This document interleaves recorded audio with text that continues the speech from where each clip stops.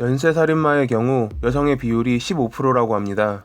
여성 연쇄살인마들은 약물을 통해 사람들을 해하는 경우가 많았으나 오늘 소개해드릴 여성은 그렇지 않았습니다. 올드 레이디 킬러라 불린 후아나 바라자는 60세 이상의 노파만을 노려 살해하였고 희생자들의 수가 48명으로 추정된 살인마입니다. 1957년 12월 27일 멕시코시티의 북쪽 시골 지역에서 태어난 그녀는 3개월 후 아버지를 여의었고 알코올 중독자이자 매춘부인 13살의 어머니 저스타 산페리오와 살게 됩니다. 궁핍한 삶을 살던 저스타는 가끔 두 모녀를 찾아오던 남성에게 맥주 3잔 값에 후아나를 팔아버립니다. 당시 후아나의 나이 12살이었습니다. 후아나는 16살까지 2번의 임신과 2번의 유산을 경험해야 했습니다. 1980년 어머니가 강경변으로 사망하자 더 이상 자신을 얽매는 것이 없다 생각한 후아나는 멕시코시티로 떠납니다. 23살이 된 그녀는 의무교육을 받지 않아 글을 읽거나 쓰지 못하였기에 일자리를 찾기란 어려웠습니다. 자신을 이리 만든 어머니에 대한 분노의 씨앗은 그녀의 몸 한구석에서 자리 잡았을 것입니다. 그녀는 레슬링을 시작했습니다. 아마추어 경기에서 부상을 당하는 역할을 하거나 일이 없을 땐 링 밖에서 팝콘을 팔기도 하며 더 사일런트 레이디라 불립니다. 결혼에도 성공했고 4명의 자식들까지 낳았습니다. 그녀의 범죄는 작은 절도에서부터 시작되었습니다. 1995년 4번째 아이를 출산한 그녀는 가게에서 물건을 훔치기 시작합니다. 갈수록 범행은 대범해졌고 사람이 없는 집을 노려 강도짓을 일삼던 그녀는 2002년 11월 25일 첫 살인을 저지릅니다. 마리아가 자신의 집에서 구타당한 후 청진기에 의해 교살된 상태로 발견되었습니다.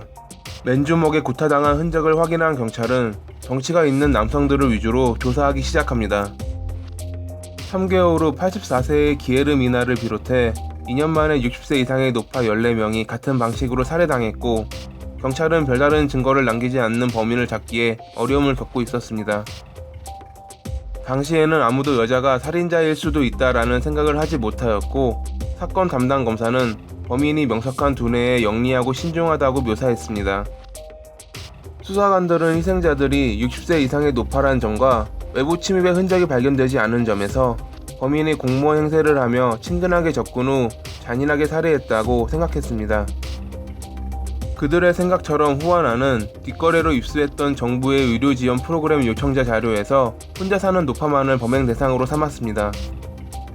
후아나는 가짜 신분증을 만들어 의료지원 프로그램에서 파견되는 간호사인 척하며 노파들에게 접근하였고 집에 들어간 후 갖고 있던 청진 기록 교살한 것입니다.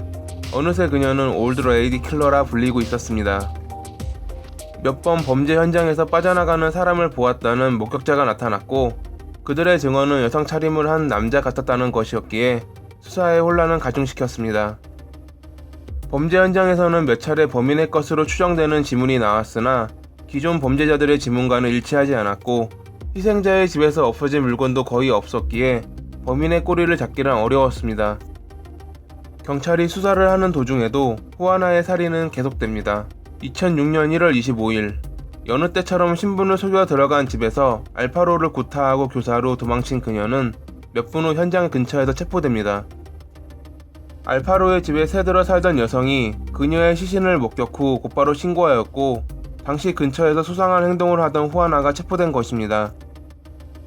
경찰은 그녀의 지문을 범인의 것과 대조하였고 10군데 범행 현장의 지문과 일치함을 확인했습니다.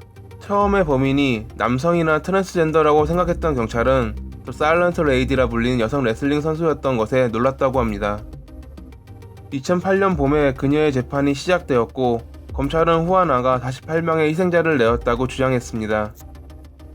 후아나는 그중 한 건의 범행에 대해서만 인정하였고 과거 어머니에 대한 분노가 지금의 자신을 만들었다고 말합니다. 3월 31일 다시 열린 재판에서 그녀는 11건의 살인 혐의를 포함하여 16건의 유죄 판결을 받았고 759년의 징역형을 선고받습니다. 오늘의 이야기는 여기까지입니다. 항상 봐주셔서 감사합니다.